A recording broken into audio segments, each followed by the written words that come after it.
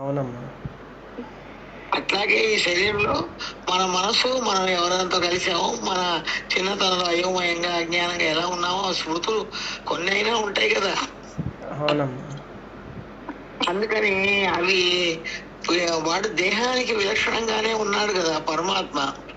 అవునమ్మా.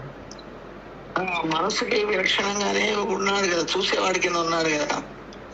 అందుకని ఆ స్మృతులు ఉంటాయి. ఆ స్మృతుల మీద దేహం మీద భావన, మమకార భావన, రాగ భావన వదిలితే గానీ ఆ స్మృతుల మీద ఉండే మోహం, ఆ స్మృతులు వస్తాయనుకో స్వప్నంలాగా, దాని మీద మనసు రాగం ఉండకుండా పోవాలి అప్పుడు కూడా. అవునమ్మా. అప్పుడు మానసిక లోపల ఆ స్మృతులు గుర్తు వస్తాయనుకో, ధ్యానం చేసినప్పుడు మరి ధ్యానం చేయకుండా ఉన్నప్పుడు ఏవో గుర్తుకొస్తుంటాయి. దాని మీద గుర్తుకొచ్చినప్పుడు కూడా దాని మీద మమకారం కానీ అది నేననే భావన కూడా లేకుండా ఉండగలగాలి జ్ఞానంలోకి వచ్చిన వాడికి. అవునమ్మా. అలా ఉండగలగాలి. లేకపోతే ఏమవుతుందంటే ఆ దేహవాసన భావన అవి ఆ స్మృతులు కలిగినప్పుడు ఉన్నాయనుకో, మనసును బాధించాయనుకో, అదేంతా కూడా నేను సొంత కదా, అది నేను కదా అనే భావన ఉన్నదనుకో, ఆ చివరి టైంలో అవి ఇప్పుడు ఎప్పుడు పడితే అప్పుడు గుర్తుకొస్తుంటాయి. ఇప్పుడు మరి మంచి కాకపోయినా ఏవో బాధకరమైన విషయాలన్నా గుర్తులో ఉంటాయి. అవునమ్మా. అప్పుడు ఆ గుర్తులు వచ్చినప్పుడు కూడా దాని సత్యత బుద్ధి లేకుండా ఉండాలి. స్వప్నంలో వాడు కొట్టేసినట్టుగా ఆ స్మృతులు కూడా దాని మీద సత్యత్వ భావన కొట్టేసుకోవాలి. కనబడేది అది ఏంటంటే అలాగా ఉండగలిగే శక్తి అంతా రావాలి నాయన, చాలా శక్తి కావాలి. ఈ మనసు మీద మనకు దాడి చేసినట్టు అయిపోవాలి. ఎందుకంటే ఈ మనసు అన్నిటినీ గుర్తిస్తోంది పరమాత్మ శక్తి వల్ల. శరీరం అనే భావన వాసన అంతా గుర్తిస్తోంది. గుర్తించినప్పుడు సత్యం అనే భావనలో నిలిచిపోయినాయి కదా లోపల. అవునమ్మా. అదేనమ్మా, అభిప్రాయ దృష్టి పోవట్లేదమ్మా ఇంకా. ఏమో నువ్వు ఏమి ఆవిడ వరలక్ష్మి గారి అభిప్రాయం అనేది చెప్తుంటుంది. అభిప్రాయం అంటే ఏం లేదు, మనసు మనసు ఒక భావన రూపంగా గుర్తిస్తోంది. అక్కడ రూపాన్ని చూసినప్పుడు ఆ భావన రూపంతో చూడటం వల్ల అక్కడ ఆ భావనగా నిలిచిపోతాయి స్మృతులు. అక్కడ నామరూపాల్లో ఏ భావన లేని స్థితిలో మనసు ఉండగలిగే శక్తి రాదు కదా. అదే చెప్పింది కదా. ఇప్పుడు నేను అడిగితే నేను చెప్పిన పదమే నాకే చెప్పింది అనుకో దత్తగారు, ఎవరు చెప్పింది? వాడు మనసును తెచ్చుకోవాలమ్మా, తెచ్చుకొని వాడు గుర్తిస్తాడే గాని దాని ఎంత సత్యత్వ బుద్ధి లేదు అని చెప్పింది. ఆవిడ మనసు కూతురు చూస్తుంది, కొడుకులు చూస్తుంది, మరి వాళ్ళు చేసే పనులు చూస్తుంది, వాళ్ళ అన్నమాట చూస్తుంది, అంటే గుర్తించడమేగా. అవి బాహ్యంగా గుర్తించడం వేరు, వాళ్ళ భావాలు మనసులో దాచిపెట్టుకొని అప్పుడప్పుడు స్వప్నంగా రావడం వేరు. 2 రకాలు ఉన్నాయి. ఆ గుర్తిస్తున్నప్పుడు అక్కడ నీకు ఆ మనసుని ఒక రూపానికి సంబంధాన్ని గుర్తింపజేస్తుంది కదా. అవునమ్మా. నేను ఇక్కడ ఉన్నాను, మా అబ్బాయి ఇక్కడ ఉన్నాడు, ఎక్కడో ఉన్నాడు. కానీ ఇప్పుడు నేను చూడాలంటే ఎట్లా చూడాలి? నేను వాడి రూపంలో నా కొడుకు పెద్ద కొడుకు, నా సంబంధం వాడు అని గుర్తిస్తే కదా వాడి మీద నాకు దృష్టి కలుగుతుంది. అవునమ్మా. నిజంగా అక్కడ వాడు ఉన్నాడని, వాడు మనం అనుకున్న భావనతోటి మనం అట్లా లేడని మనకు కాదు చేస్తుంది అది. అవునమ్మా. చేస్తుంది. అప్పుడు నువ్వు నీ దగ్గరకు కలిగే భావన నీకే తెలుస్తుంది ఎలాంటి భావన కలుగుతున్నదో.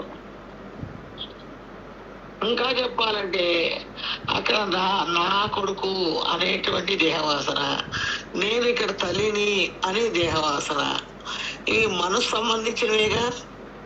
అవునమ్మా. గుర్తించినప్పుడు అలా సంబంధంగా గుర్తిస్తే కదా వాళ్ళు కనపడతారు మనకి. అవునమ్మా, నిజమే. అలా గుర్తించకపోతే మనకేం సంబంధం ఉంది? గుర్తించే దగ్గరే పట్టుకోవాలమ్మా. అలా గుర్తించినప్పుడు సంబంధం ఉందని మనసు నమ్మిస్తోంది కదా లోపల. అవునమ్మా, అవునమ్మా, దాని బలం అప్పుడు కూడా నేను నీకేం సంబంధం నీకేం సంబంధం నీకేం సంబంధం అంటానుకో. అంటే అమ్మా జ్ఞానం అన్నవాడు దాన్ని సంబంధం లేకుండా ప్రవర్తిస్తాడమ్మా. అవసరాన్ని బయటకు వస్తాడు, తను వాళ్ళతో కార్యక్రమం ఏం మాట్లాడాలో చేస్తాడు, తన స్వరూపానికి వెళ్ళిపోతాడు. జ్ఞానం ఏది లేదు.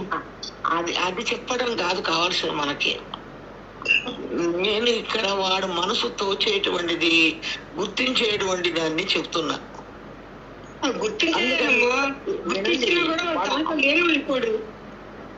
లీనమో అలీనమో కానీ అక్కడ దాన్ని నమ్మకం కలిగిస్తుంది.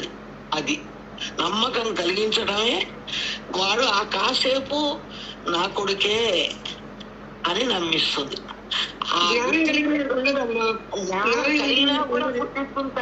జ్ఞానం కలిగినా కూడా అది నా కొడుకే అని గుర్తిస్తుంది.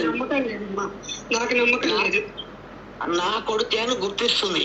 గుర్తించినప్పుడు సంగతి అప్పుడు నువ్వు గుర్తించిన వల్ల కదా అలా నా కొడుకు అని అర్థమైంది నీకు. అలా నువ్వు గుర్తించడం వల్ల కదా ఇది నాదే కదా గుర్తయింది. ఆ భావంతో గుర్తిస్తున్నావు కాబట్టి నీకు ఆ భావనగానే కనపడుతుంది. అక్కడ నువ్వు ఆ భావంతో గుర్తించవనుకో నీకు కనపడటానికి లేదు, బంధము లేదు, బాంధవ్యము లేదు. నువ్వు ఆ భావంతో గుర్తించావంటే నీకు అలా కనపడాల్సిందే, వేరే మాట లేదు. ఎందుకంటే అక్కడ లేదు, దృశ్యం లేదు, అక్కడ దృశ్యమే లేదు, దేహవాసన గుర్తింపే లేదు అక్కడ అసలు పరమాత్మలో. అందుకని దేహవాసన భావనే లేదు పరమాత్మలో. అంతకంటే వేరుగా ఉన్నప్పుడే గుర్తిస్తుంది. అది గుర్తించినప్పుడు అక్కడ నీకు అంటడనో లేకపోతే నమ్మడనో అది నిజం కాదనో తర్వాత ఏమన్నా చెప్పుకోండి, నాకు అనవసరం ఆ మాటలని ఎన్నన్నా చెప్పండి. కానీ ఆ భావన వచ్చినప్పుడు ఆ భావనగా గుర్తించినప్పుడే అప్పుడు అది అర్థం అవుతుంది. అక్కడ వాడున్నాడు అనే భావన అర్థం అవుతుంది. ఇది నా కూతురు అర్థం అవుతుంది నీకు. లేకపోతే నీకు అర్థం కావాల్సిన అవసరం ఏముంది అక్కడ? కాదమ్మా, సినిమా అంటాడమ్మా,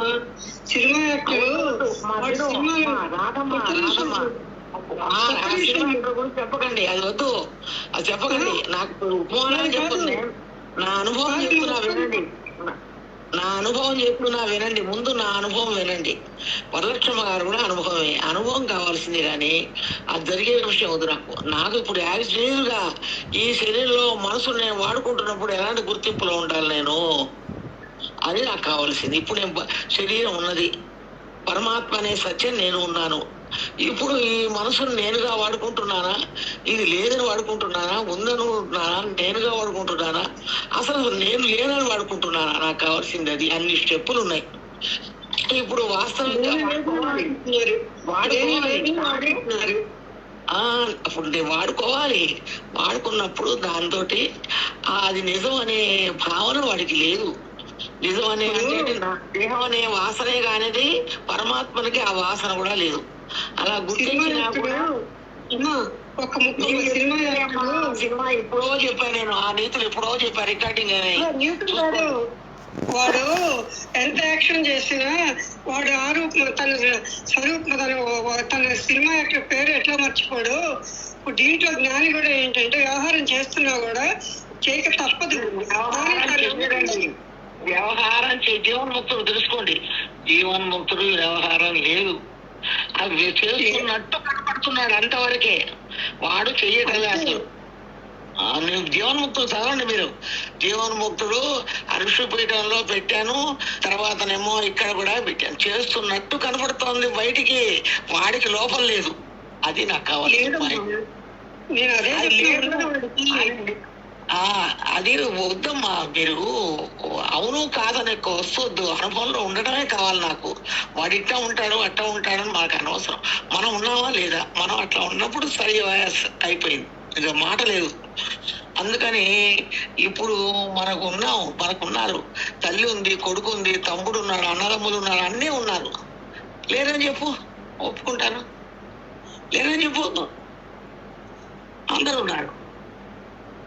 కానీ ఉన్నప్పుడు నీవు ఆ గ్రహింపుకి వచ్చినప్పుడు పరమాత్మ అనేవాడికి ఇంతమంది లేదే, ఇన్ని నామరూపాలు, ఇన్ని నామరూపాలు, ఈ దేహ బాంధవ్యం లేదే. వాడు గొడ్రాలని చెప్పారు గురువు గారు. వాడికి అసలు ఎవరు నా సంబంధమే లేదని చెప్పారు. నా సంబంధం అనేది మనసు గుర్తిస్తున్నప్పుడు అసలు నేను నాది లేదని అందరికీ తెలుసు. నేను నాదని గుర్తిస్తున్నప్పుడు వాడికి అక్కడ గుర్తించినప్పుడు కూడా తాను పరమాత్మ అనే జ్ఞాన దృష్టి ఉంది కాబట్టి గుర్తించినా కూడా ఆ సంబంధం లేని వాడికినే ఉంటుంది మనసులో.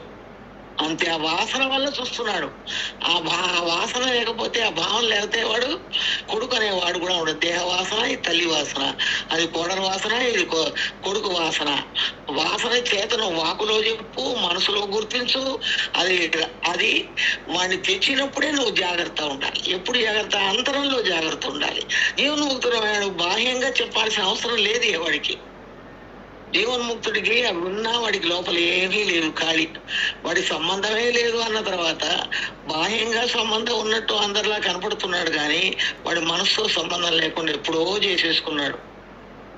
నా అని చెప్పినప్పుడే సంబంధం లేదు, నేనన్నప్పుడే సంబంధం లేదు, బతుకుతున్నాడట జీవన్ముక్తుడుగా. అంతేగాని ఎవడో అట్లా చేశాడని బయట ప్రజలకు చెప్పడానికి, ఎన్నో అర్థం చేసుకోవడానికి చెప్పాలి ఆ మాటలన్నీ. వాడు ఉన్నాడంటే అంతే, వాడు పరమాత్మ అంటే పరమాత్మే. వాడికి శరీరం కనపడుతోంది బాహ్యంగా, వాడి మనసు లోపల శరీరం కనపట్టాలే, బాహ్యంగా కనపడుతోంది. పూర్వవాసన, ప్రారంభ కర్మ వాసన చేత వాడికి ప్రారంభం అనే భావన కూడా లేదు లోపల. అంత జీవన్ముక్తుడు అంటే అంత స్థితి ఉంది అక్కడ. అందుకే దృశ్యవేరం అయిపోతుంది వాడికి. అసలు దేహ వాసన భావనే ఉండదు వాడికి. నమ్మనే వాడు అసలు. వాడికి దేహం ఉన్నప్పటికీ, స్థూల దేహం ఉన్నప్పటికీ, ఇక్కడ అందరూ ఉన్నప్పటికీ కూడా వాడికి ఆ లోపల వాసనే ఉండదు, వాసనే లేదు. అది తన విషయాన్ని కూడా, తన విషయం కూడా తనకు సంబంధించినట్టుగా కనపడుతున్నా దానికి సంబంధమే లేదని అనుభవంలో ఉంటాడు వాడు. కొడుకైనా, కూతురైనా, కోడలైనా, పిల్లలైనా, మనవాళ్ళైనా సంబంధం లేకుండా ఉంటాడు జీవన్ముక్తుడు. వాడికి బయటికి కనపడుతున్నాడట అందరికీ సంబంధం ఉన్నవాడిలాగా, వాడికి లోపల కనపడదు, వాడికి కనపడదు. అది ఏంటి కనపడదు అంటే పరమాత్మ అనే సత్య దృష్టి ఉంది, కానీ వాడికి ఈ దేహ వాసన మీద, నా అనే వాసన మీద వాడికి సత్య దృష్టి లేదు అనుకోవాలి. అప్పుడు లేదు కాబట్టి ఇక్కడ ఎంత ఉన్నది ఎవరు? అంతా ఖాళీ, అంతా విడిగే, అంతా పరమాత్మే అనే మనస్తత్వంలో జీవన్ముక్తుడు ఉంటాడు. అలాంటి స్థితిగా ఉండినప్పుడు వాడెవడో ఉంటాడన్నమాట. ఉండడు అని మనం ఎందుకు చెప్పాలి? చెప్పను నేనట. మనం ఉండాలి అంతే. మనం ఉండడమే కావలసిన ముఖ్యం. నువ్వు ఉన్నావా అని అడుగుతా నేను ఒకటే మాట. నువ్వు ఉండడం కావాలి. ఇప్పుడు నీ జీవితంలో నువ్వు ఉండడం రావాలి. అది బతికుండగానే, స్థూలదేహం ఉండగానే నువ్వు ఆ స్థితిలో కూర్చోవాలి. అది మనకు అందరూ ఉన్నారు కాబట్టి మాట చెప్పుకోవాలి. శరీరంగా నువ్వు ఉన్నావని ఒప్పుకుంటావా, లేనని ఒప్పుకుంటావా మనసులో? అందుకని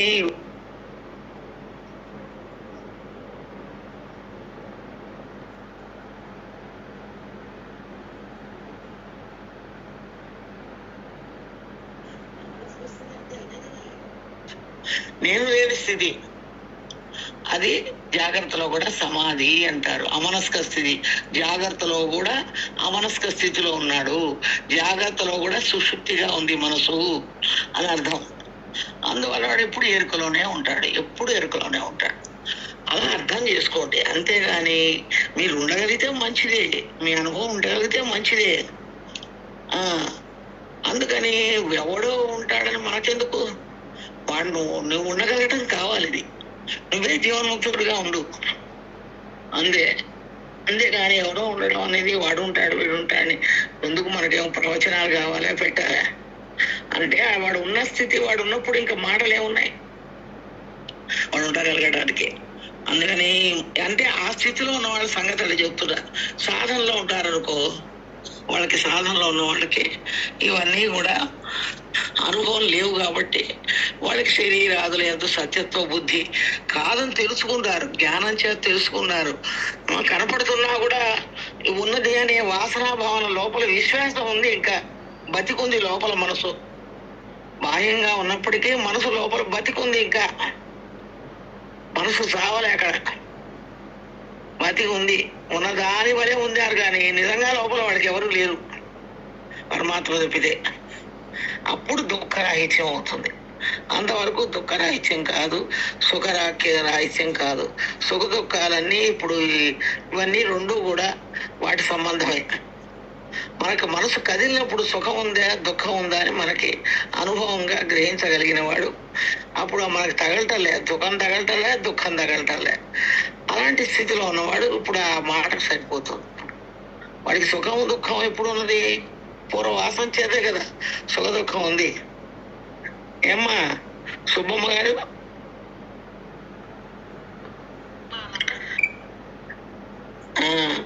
పూర్వవాసన చేతన మనకి ఇప్పుడు సుఖం దుఃఖం రెండు మనసుకు తెలుస్తున్నాయి. అవునా? అసలు వాడికి సుఖము లేదు దుఃఖము లేదు. మరి దేని వల్ల మనకు సుఖం దుఃఖం తెలుస్తుంది? ఆ మనసు దగ్గర వాసన బట్టే కదా మనకు తెలుస్తున్నాయి. పూర్వవాసన చేత తెలుస్తున్నాయి. ఆ తెలిసినప్పుడు దాని యందు మోహం గాని, దాని యందు రాగం గాని, దాని యందు నిజం అనే భ్రమ గాని తొలగడం వల్ల వాడికి అది బాధించకుండా ఉంటుంది. ఆ సుఖము దుఃఖం రెండు బాధించకుండా, మనసుకి బాధించకుండా వెళ్ళిపోతున్నాయి అని అర్థం అన్నమాట. అది ఆ అనుభూతిలో ఉండాలి. ప్రతిదీ అనుభూతిలో ఉండాలి. ఎవడికి వాడు అట్లా అనుభవంలో ఉండాలి. ఎవడికి వాడు జీవన్ముక్తుడు అయి ఉండాలి. ఆ స్థితి తెలుసుకొని ఉండాలమ్మా. ఇది ఎవరు బయటికి చెప్పే విషయం కాదు, బయటికి ప్రవచనాలుగా చెప్పేది కాదు. వాడంతా వాడు అందరిలో మనిషిలా కనపడుతున్నప్పటికీ వాడు పరబ్రహ్మలో, వాడు స్వరూపం పరబ్రహ్మలో నిలబడ్డాడు. వాడు పరమాత్మలోనే బతికుండంగానే, శరీరం బతికుండంగానే, శరీరంతో కర్మ బతికుండంగానే, శరీరంతో ఇవన్నీ మనిషిలాగా ఇవన్నీ అనుభవంగా కనపడుతుండగానే వాడు అక్కడ ఉన్నాడు అన్నమాట. అది గ్యారంటీ. అట్లా ఉండాలి. ఎవడో యాక్టర్లో ఉన్నాడని ఉపమానం అర్థం కావడానికి మనం చెప్పాలి కానీ మనకెందుకు? వాడి ప్రవచనాల్లో బహిరంగ సభలో ఉన్నవాడు అలా చెప్పుకుంటాడు. వాడు మనకు అనవసరం. వాడు ఉండడం కావాలంటే సమాధి నీకు వచ్చిందా బయట వాడికి వచ్చిందా? నీకే వచ్చింది. అట్లాగే ఇవి కూడా అంతే. ఈ కనపడేదంతా నిజం కాదనే దృష్టి నీకు మనసు దగ్గర ఉండాలి, ఎప్పుడు కూడా ఉండాలి. కనపడటం అనేది దాని సహజ లక్షణం. నీ మనసు కనపడకుండా ఉండాలి, నీకు నిజం అనిపించకుండా ఉండాలి, నీకు సత్యం అనిపించకుండా ఉండాలి, నీకు శరీరంతో సంబంధం అని మనసు కనిపిస్తున్నా కూడా నీకు లేకుండా ఉండాలి. అది కావాలి నీకు. అదే అప్పుడు అంటను వాడు అవుతాడు. కనపడుతున్నా నీకు అంటను వాడు అవుతాడు. ఏమ్మా దత్తగారు? ఇవన్నీ అనుభవంలో తెలుసుకోవాలి. ఎవరికి వాడు ఏ ఏజ్లో ఉన్నా, ఏ కర్మలో ఉన్నా వాడు తెలుసుకోవడం కావాలి. పరమాత్మ యొక్క సత్యత్వాన్ని వాడు లోపల ఆ స్థానంలో నిలబడాలి అంటే అది అలా ఉండాల్సిందే, ఆ స్థానంలో ఉండాల్సిందే. సుబ్బమ్మ గారు మీరేంటి, ఎలాంటి ఉన్నారు, ఎలా ఉన్నారు పరిస్థితి? మామూలేనమ్మా. ఏమిటో మామూలు అంటే ఏమిటి? ఎప్పటిలాగే ఉందా?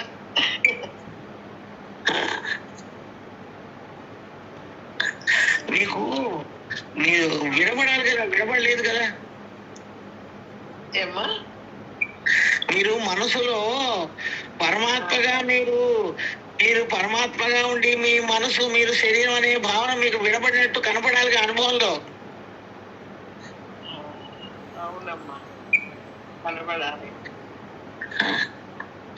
అంటే ఈ జన్మకి సాధిద్దామని లోపల తీవ్రత కావాలి, వైరాగ్యం కావాలమ్మా, వైరాగ్యం కావాలి. జ్ఞాన వైరాగ్యం. మనసు అనేది చావదు. జ్ఞానాగ్ని దగ్ధ కర్మాణి. జ్ఞానం చేత మనసు నశిస్తుంది గాని మనసు చావదు. దేవాసన భావన పోదు మనసుకి. అవునమ్మా, అవునవును. పోదు.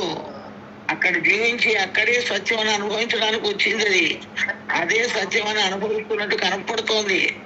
అక్కడ దాని మీద వాసన ఎట్లా పోతుందమ్మా? అనుభవించకుండా ఉంటే దాని మీద వాసన ఉండదు. అనుభవిస్తున్నప్పుడే ఉండకుండా ఉండాలిగా. చెప్పండి. మీకు వాళ్ళెవరో తెలుసు కదట. ఆయన ఎవరు ఆ ఆఫీసులో ఆయన ఏదో చెప్పింది అమ్మాయి. ఆయన ఆ మంత్రాలు తంత్రాలు వేసేవాడు కనపడేది కాదు, ఉండేవాడు కదా, చచ్చిపోయాడు. అవునవును, చనిపోయినాడు. ఎన్ని ఉంటాయి చెప్తున్నా కదా. మనసు ఉంటే ఎన్ని మార్గాలన్నా ఉంటాయి, ఏదన్నా సాధించవచ్చు. ప్రపంచంలో అనేక విద్యలు రావచ్చు, అనేక మెరిట్లెస్ చేయొచ్చు, అనేక వ్యవహారాలకు పోవచ్చు, అనేక ఏదైనా అనుకుంటే అవి సాధించవచ్చు. ఈ జన్మ కాకపోయినా ఏ జన్మ అయినా సాధించవచ్చు. వాడు ఎలా ఉండాలనుకుంటే అలా తయారవ్వచ్చు. వాడు అంతే కదమ్మా. కరెక్ట్ గా ఉంటే కరెక్ట్ కావచ్చు, సిద్ధులుగా ఉంటే సిద్ధులు తీసుకురావచ్చు, మహిమలుగా ఉంటే మహిమలు తీసుకురావచ్చు. ఆ నోట్లో నుంచి ఆ గోడికాయలు ఆ లింగాలు ఎందుకు తీస్తున్నాడమ్మా ఆయన? సాయిబాబా, సాయిబాబా ఆ గురుసులు తీయడం ఏమిటి? అవన్నీ ఏమి చెప్పండి. చివరికి చచ్చిపోయినాడా లేదా? శరీరం పోయిందా లేదా? అదేనమ్మా, అదొక విద్య, నేర్చుకున్న విద్య. అవి ఎంత కష్టం. అవి శరీరాన్ని బాధిస్తూ ఆ విద్యలన్నీ అవసరమా? ఆ వాటికి ఆకర్షించబడే వాళ్ళు ఎంతమంది లేరు? అవునమ్మా, ఉన్నారు. ఆ యేసుక్రీస్తు వాళ్ళంతా ఇలా తీమి శక్తిస్తే ఆ రోగాల వాళ్ళు వచ్చి పడిపోయిన వాళ్ళు, మళ్ళీ కాస్త సెట్ అయిన వాళ్ళు ఎంతమంది లేరు?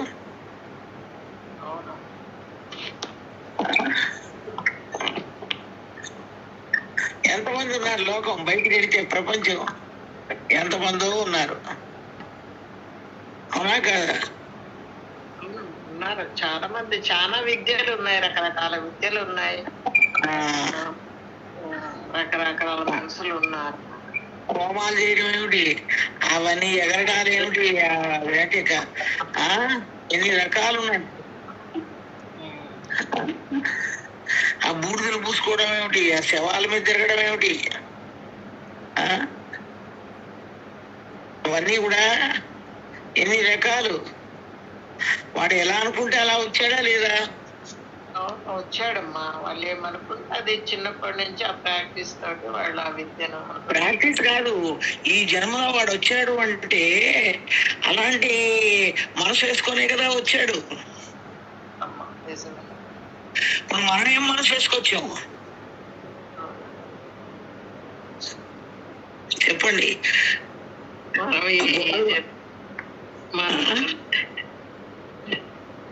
అదే ఈ జన్మలో మనం గురువు ద్వారా ఫలానా అని తెలుసుకున్నాము. అది కాదు, ఏం వేసుకొచ్చాడు వాడు? ఇప్పుడు జన్మెత్తి కొన్నాళ్ళు ఉండి వెళ్ళిపోతున్నాడు కదా, ఏం వేసుకొచ్చాడు వాడు?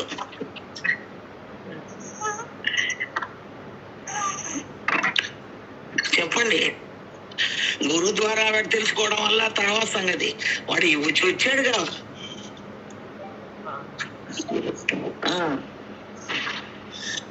చెప్పండి ఎలా? అదే సుబ్రహ్మణ్యం గారు, అమ్మా, ప్రపంచంలో మనసు ఉంటే అనేక రకంగా రావచ్చు, జన్మలు ఎత్తవచ్చు. అవునా? అవును. మనసు అనేది లేకపోతే ఏం లేదు. వాడు వచ్చి ఏం చేస్తాడు? అప్పుడు ఏం చేస్తాడు? ఏం చేయలేదు కదమ్మా. అంతే, పరమాత్మనే వాడి కిందనే ఉండాలి వచ్చి. అవునండి, వచ్చి ఉండాల్సిందే. అవును. అంతకంటే ఏం చేస్తాడు? పరమాత్మ పని చేయాలి, అంతకంటే ఏం చేయలేడు వచ్చి శరీరం ద్వారా. అవునమ్మా, అవును. మనం అంతా ఏం వేసుకొచ్చాము? మన మనసు మనం చెప్తుంది కదా ఏం వేసుకొచ్చాము.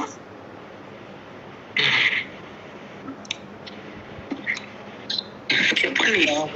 వ్యవహారాలు వేసుకొచ్చాము, అంటే వ్యవహారాలు చేసుకుని. అసలు ఏమొచ్చాం? మెయిన్ ఇక్కడ బీజం ఏం వేసుకొచ్చాం?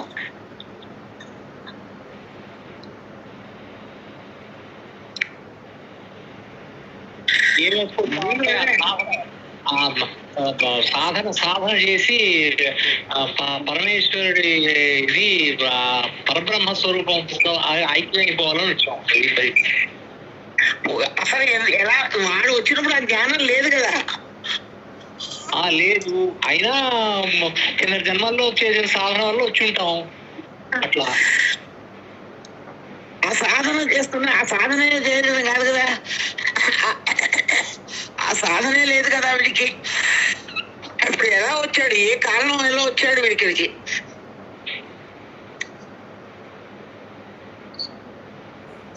వాడు జన్మెత్తి శరీరంతో కొన్నాళ్ళు అనుభవించి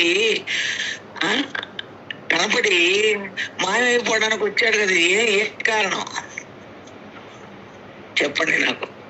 సాయి చెప్పగలుగుతాడు, మీరు ఎవరు చెప్పలేరు.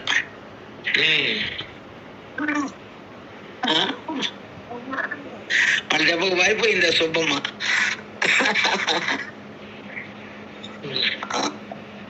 ఆవిడేమో అంతకంటే పారిపోయింది. ప్రశ్న నాకు అర్థం కాలేదేమో. ప్రశ్న నాకు సరిగా అర్థం కాలేదేమో. అప్పుడే వచ్చాడు కదా నేను వాడు శరీరం నేను నాది అనుకొని వచ్చాడు నాయన. నాది నాది నాది నేను నేను నేను అనుకొని వచ్చాడు. ఆ బీజం వేసుకొచ్చాడు. ఆ బీజంగానే కనపడుతున్నాడు కదా ఇప్పుడు. అదే సమాధానం. మరి సన్యాసులు ఎందుకు వచ్చారు? వాళ్ళు ఏం బీజం వేసుకొచ్చారు కనపడుతున్నాయి. ఘోరాలు ఏం వేసుకొచ్చారు కనపడుతోంది. భూత పిశాచాలు వాళ్ళు ఆవహించే వాళ్ళు ఏం వేసుకొచ్చారు కనపడుతోంది. కాదు కదా అవన్నీ వాడి మనసు అవన్నీ కూడా అది దాన్ని ఆ భావం ఆ మనసు నిజం అనుకోనే కదా వాళ్ళు వచ్చారు. ఇప్పుడు ప్రపంచం అనేకత్వంగా ఉంది, అనేక రకాల మనుషులు, అనేక రకాలమైన కర్మలు ఉన్నాయి. కాబట్టి మనకు కావాల్సింది ఏమిటి? మనం వచ్చిన పని మనకి దుఃఖం కలుగుతోంది, సుఖం కలుగుతోంది, కొంతకాలం ఉండి మళ్ళీ శరీరంలో నుంచి వెళ్ళిపోవాల్సి వస్తుంది. వెళ్ళిపోతుంటే దుఃఖంగా ఉంటుంది, చచ్చిపోతాననే భయం ఉంటుంది. చెప్పండి, ఇవన్నీ అనుభవంలో ఉన్నవి చెప్పడానికి ఏమండి?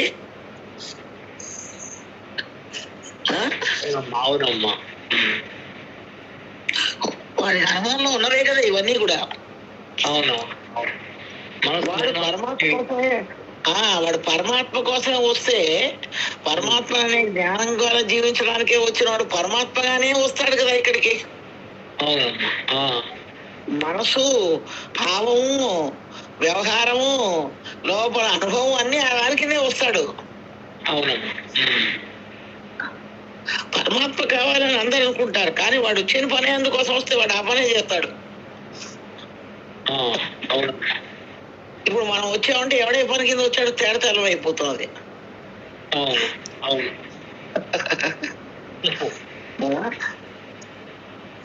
మరి దీని ఎందుకు సుఖం ఉందా, దుఃఖం ఉందా, అది దీనివల్ల మరి ఏంటి ఉంది మనకేం తెలియాలడం కోసం ఇప్పుడు గురువు కావాల్సి వచ్చింది. ఇలా ప్రతివాడు ఈ శరీర భావం చేత నేను నాది, నా వాళ్ళు నాది, నేను ఈ శరీరం అనుకునే కదా ఈ శరీరంలో ఒక దేహభావంతో వచ్చాడు వాడు. వాడే పరమాత్మ అయినప్పుడు వాడు పరమాత్మ కిందనే వస్తాడు, పరమాత్మ జ్ఞానంగానే వస్తాడు, మానసికంగా వస్తాడు, భౌతికంగా ఉంటాడు, అన్ని వాడి కిందనే వస్తాడు వాడు. మనం భౌతికంగా మనం ఆ అంతరంలో ఏమున్నామో భౌతికంగా కూడా అలాగే కనపడుతున్నాం. అవునా కాదా? అవునమ్మా. కనపడేది అంతా నిజం కాదని, అసలైన పరమాత్మ సత్యం ఎట్లా ఉంటుందని తెలుసుకున్నారు. బాహ్యాభ్యంతరాలు రెండు పరమాత్మ అనే సత్యమే ఉన్నాయి. మరి ఆ పరమాత్మ సత్యాన్ని తాను వెల్లడి చేయడానికి, ఆ స్థితి సత్యం అని తెలియబట్టడానికి వచ్చిన వాడి పరిస్థితి అట్లాగే ఉంటుంది, వాడి జీవిత విధానం. పీఠాధిపతులు ఉన్నారు, వాళ్ళు ఎలా కనిపిస్తున్నారు మీకు? సత్పురుషుల్లాగా కనిపిస్తున్నారు. వాళ్ళ మనసు ఎలా మనసు కనపడుతుందండి. వాళ్ళు భౌతికంగా కనపడ్డారంటే వాళ్ళ మనసే కారణం వాటికి. ఆ మనసు అలా తెచ్చుకున్నారు కాబట్టి ఇలా జీవిస్తున్నారు వాళ్ళు. మన మనసు ఎట్లా ఉందో మనం ఇలా జీవిస్తున్నాం. అవునమ్మా. పూర్వకర్మ అంటే ఏమిటి అర్థం? నమ్మకమే. ఎవడు అట్టాగే వెళుతున్నాడు, అట్టాగే వస్తున్నాడు ఆ వాసనలతోటి. అంతే కదా. ఇంకా 11 అయింది, మీరు కూడా ఉంటారు. ఆవిడ ఆ రాధమ్మ వెళ్ళిపోయింది, ఆ దత్తగారు వెళ్ళిపోయింది. ఇది అనుభవంలో ఉండాలి. అర్థమైందమ్మా, మీరు చెప్పింది బాగా అర్థమైందమ్మా. అనుభవంలో ఉండగలిగినప్పుడు ఇప్పుడు తెచ్చుకున్నది బంధం అనే దృష్టిలోంచి బయటపడతాడు. అవునమ్మా, అవును. వాడు తెచ్చుకున్నది అదే నిజం తెచ్చుకుని ఇప్పుడు బంధం ఎందుకు అనుకుంటున్నాడు? అవును. మోక్షం కావాలి ఎందుకు అనుకుంటున్నాడు? వేరే పరమాత్మ సత్యం ఏదైతే ఉందో ఆ సత్యం కిందనే మనసు ఉండడం, ఆ సత్యమే తను జీవనాధారంగా ఉండడం, ఆ సత్యమే తను పరమాత్మగా అందరికీ తన పరమాత్మ అనే జ్ఞాన దృష్టిలో వెల్లడి అవ్వడం, ఇవన్నీ జరుగుతాయి వాడు పరమాత్మ అనే బీజాన్ని వేసుకొస్తే. అది పరమాత్మ అందరిలో ఉన్నది అదే, కానీ ఆ బీజాన్ని వేసుకు రాలేదు వీడు. అందుకని ఇక్కడ మనం అందరం కూడా పరమాత్మ అనే జ్ఞాన లక్ష్యంలో మనం నిలబడాలనుకుంటే మన మనసు పరమాత్మగానే ఉండాలి, బుద్ధి పరమాత్మగానే ఉండాలి, మన కర్మ ఆచరణ కూడా పరమాత్మగానే ఉండాలి. అంతా పరమాత్మ అనే ధ్యాసలో పరమాత్మ అనే సత్యం మీద ఆధారపడి ఉండాలి. అవునా కదా? అవునమ్మా. అది పూర్ణత్వం అంటే అలా ఉండాలి. వాడు జన్మకు వచ్చి జ్ఞాన దృష్టి కలిగి ఉండాలి. వాడు తెచ్చుకుంది వేరే బీజం, ఇప్పుడు పరమాత్మ ఉండాలి అంటే దీని ఎందుకు భ్రమలు దొరికించుకోవాలి, దీని మీద ఉండేటువంటి మోహం తగత విడబడాలి, అప్పుడు కానీ పరమాత్మలో ఉండలేడు. దేహం ఎలా తెలుసుకున్నావు కూడా. అవునమ్మా. అమ్మా నమస్కారం. నమస్కారం అమ్మా.